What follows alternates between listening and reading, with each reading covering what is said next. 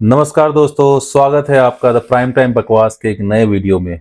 तो दोस्तों आज हम फिर से चलने वाले हैं अपने पड़ोस के मुल्क में, जहां से एक बहुत ही मज़ेदार कहानी आ रही है। कहानी क्या है, स्टेटमेंट आ रही है। वहां का एक जो एक्स प्राइम मिनिस्टर है, जो कि नवाज शरीफ की पार्टी से था। शायद कुछ लोगों को नाम पता हो, कुछ लोगों को ना पता हो, क्योंकि ये 1 साल के लिए ही बना था। वैसे ही पाकिस्तान में कितने दिन के लिए ही कोई प्रधानमंत्री बनता है।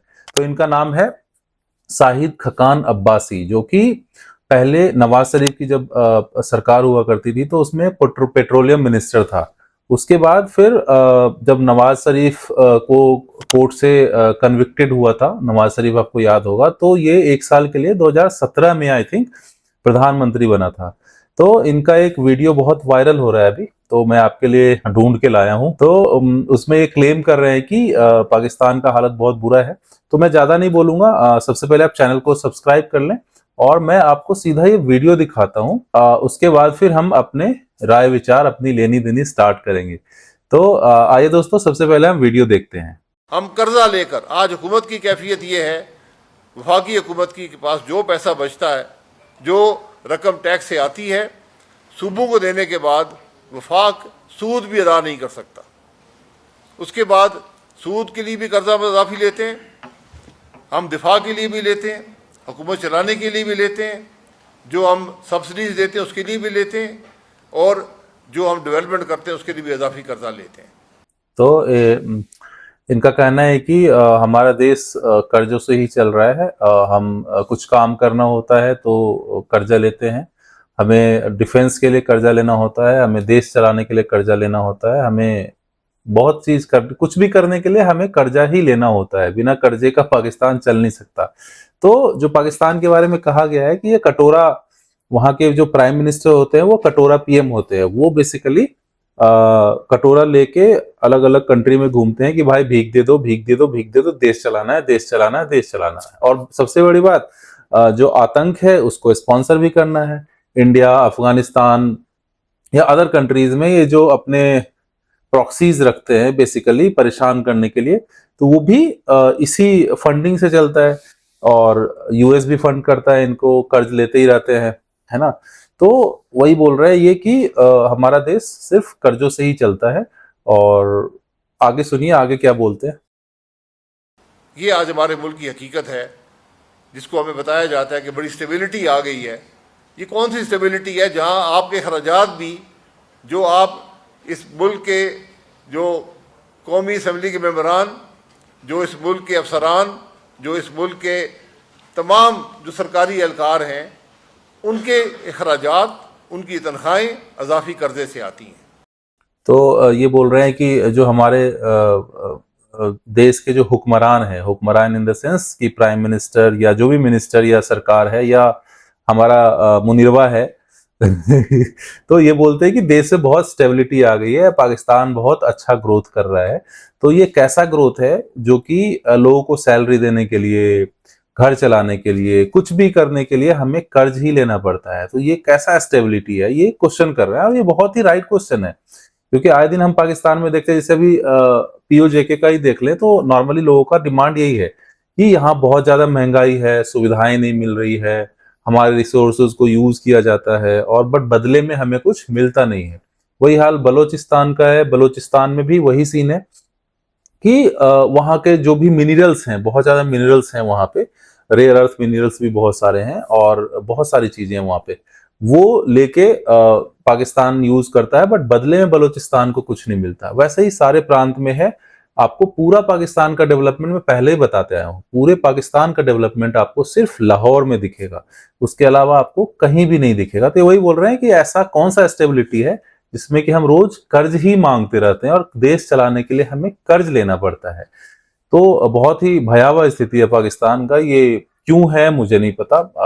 वहाँ के लोग ज्यादा धर्म में, मजहब, सॉरी धर्म नहीं, मजहब में ज्यादा बिलीव करते हैं और शायद उसी का मर्जी है ना। आगे देखते हैं आगे ये क्या बोल रहे हैं। ये आज हमारे मुल्क की हकीकत है, लेकिन इसकी परवाह किसी शख्स को नहीं है। ये कैफियत ज़्यादा अरसा चल नहीं सकती, मसला ये है। और मैं बहुत मशकूर हूँ अपने वज़ीर दाखिला साहब का कि 4-5 साल बाद उन्हें एहसास हुआ कि मुल्क नहीं चल रहा। ये बात काबीना के अंदर होनी चाहिए थी। काबीना इस पर बहस करती, पार्लियामान में बहस होती कि हमारा मुल्क नहीं चल रहा। पूरा पाकिस्तान चाहता है मुल्क नहीं चल रहा, लेकिन हुक्मरानों को आज 4-5 साल बाद एहसास हुआ कि मुल्क नहीं चल रहा। तो ये बोल रहे हैं कि अब हमारे जो मंत्री वगैरह हैं उनको ये लग रहा है कि हमारा मुल्क नहीं चल रहा है। तो ये बोल रहे हैं कि ये 4-5 साल बाद इनको लग रहा है, जबकि काफी पहले लोगों को पता है कि हमारा मुल्क नहीं चल रहा है। इनको अब पता चल रहा है कि हमारा मुल्क नहीं चल रहा है। लोग पानी के लिए, आटा के लिए परेशान हैं, लोग रोजमर्रा की चीजों के लिए परेशान हैं, गैस के लिए परेशान हैं, बिजली के लिए परेशान हैं। तो हर चीज में पाकिस्तान में परेशानी है, चाहे वो ट्रांसपोर्टेशन हो या बेसिक सुविधा हो, बिजली, पानी, कपड़ा, मकान। बहुत ही दयनीय स्थिति है, बट गवर्नमेंट को वहां कुछ समझ में नहीं आ रहा। अब वो एक्सेप्ट कर रहे हैं। तो ये वही बोल रहे हैं कि इसको आपको पार्लियामेंट में बैठ के डिस्कस करना चाहिए भाई, कि हमारा मुल्क नहीं चल रहा है। नहीं चल रहा है, क्यों नहीं चल रहा है, इसका रिस्पॉन्सिबल कौन है ना। ये बंदा सही बोल रहा है कि हमारा मुल्क का स्थिति बहुत बुरा है। आइए देखते हैं आगे क्या बोल रहे हैं ये। कल DGISPR ने भी यही बात की है। DGISPR साहब जो होते हैं वो फौज का मुतफिका जो राय होती है उसका इजहार करते हैं। तो आज हुकूमत भी कह रही है, फौज भी कह रही है, पाकिस्तान के अवाम तो बहुत पहले से कह रहे हैं मुल्क नहीं चल रहा। तो ये बोल रहे हैं कि आज DGISPR भी बोल रहे हैं कि हमारा मुल्क नहीं चल रहा है। और DGISPR अगर आप लोग को नहीं मालूम है तो DGISPR वो होते हैं जो बेसिकली जो फौज होती है, जो सेना होती है, उसका जो पॉइंट ऑफ व्यू है, जो उनका सोच है या जो कम्युनिकेशन है, वो लोगों के सामने, पब्लिक के सामने रखता है। चाहे वो कहीं से अटैक हुआ हो या जो भी चीजें, वॉट एवर इट इज, तो वो अपने कंट्री के लोगों के सामने रखते हैं कि भाई ये सीन हुआ और ये हो रहा है। तो ये बोल रहे हैं कि DGISPR भी बोल रहा है कि हमारे मुल्क में काफी समस्या है। तो मैं ये पूछना चाहता हूं कि, पूछना क्या चाहता हूं, मतलब ये बताना चाहता हूं कि पाकिस्तान में पॉलिटिशियन वही बोलेगा, स्पेशली जो रूलिंग पार्टीज हैं, वो वही बोलेगा जो कि वहां का आर्मी चाहे। जो मुनीरवा बोलेगा, है ना, जो मुनीरवा बोलेगा वही वहां का नेता बोलेगा, चाहे वो भुट्टो हो या बिल्लो हो या फिर हमारा सहबजवा हो या कोई भी पार्टी हो, मतलब खास करके रूलिंग पार्टी। विपक्ष को तो वहां बोलने की आजादी ही नहीं है। जैसा कि आपने देखा इमरान खान के साथ कि आई थिंक 3-4 साल तो हो गए होंगे, मोर देन 3 years हो गए होंगे उनको जेल में, बट कोई सुनवाई नहीं है, कुछ भी नहीं। तो पाकिस्तान का हाल बहुत अच्छा है, माशाअल्लाह है, सुभान अल्लाह है। आगे देखते हैं आगे क्या बोल रहे हैं। जब तक आप रिफॉर्म्स नहीं करेंगे मुल्क नहीं चलेगा। लेकिन मसला ये है, और जैसे ये बातें शुरू हुई हर तरफ से इसकी मुखालफत भी शुरू हो गई, काबीना के अंदर मुखालफत शुरू हो गई।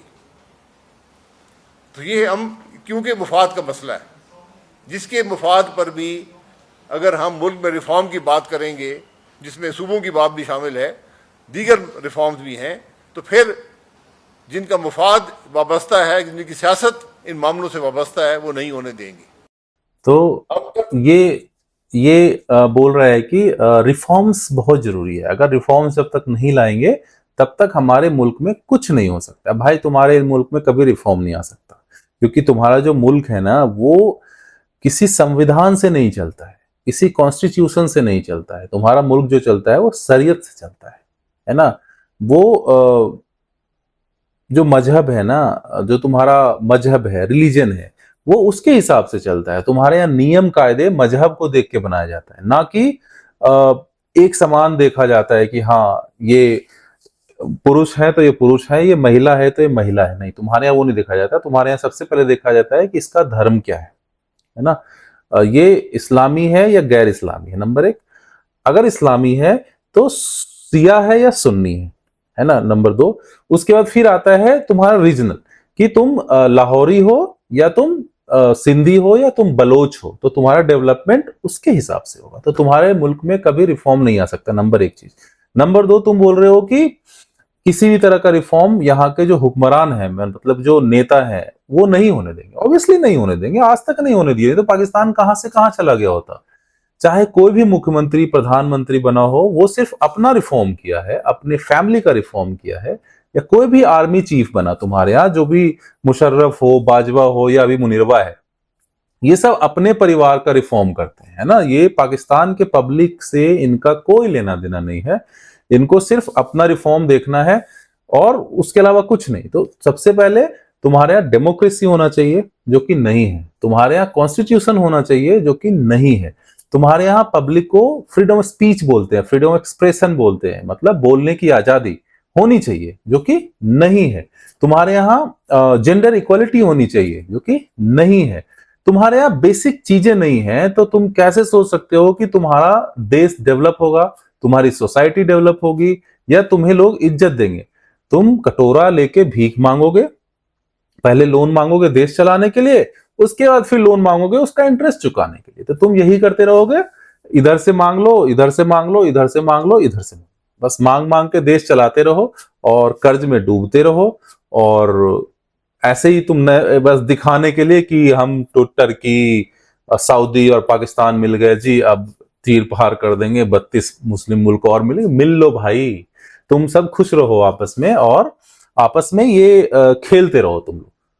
देखो ये, चलो ये सेपरेट टॉपिक है, इस पे हम अगले वीडियो में डिस्कशन करेंगे, जो इनका पैक्ट हुआ है पाकिस्तान, सऊदी अरब और तुर्की। तो अगला वीडियो हमारा इसी पे रहेगा कि क्या है ये, और इसमें किसका फायदा है और इससे किसका नुकसान है। तो आप लोग से रिक्वेस्ट है कि अगर वीडियो अच्छा लगा हो तो प्लीज चैनल को सब्सक्राइब कर लें, वीडियो को लाइक कर लें और बेल आइकन दबाना ना भूलें। आपका सपोर्ट ही मुझे आगे बढ़ाएगा और मुझे मोटिवेट करेगा आपके लिए नए नए वीडियोस लाने के लिए। तब तक के लिए अपना, अपने परिवार का ढेर सारा ख्याल रखें। फिर मिलेंगे अगले वीडियो में। जय हिंद।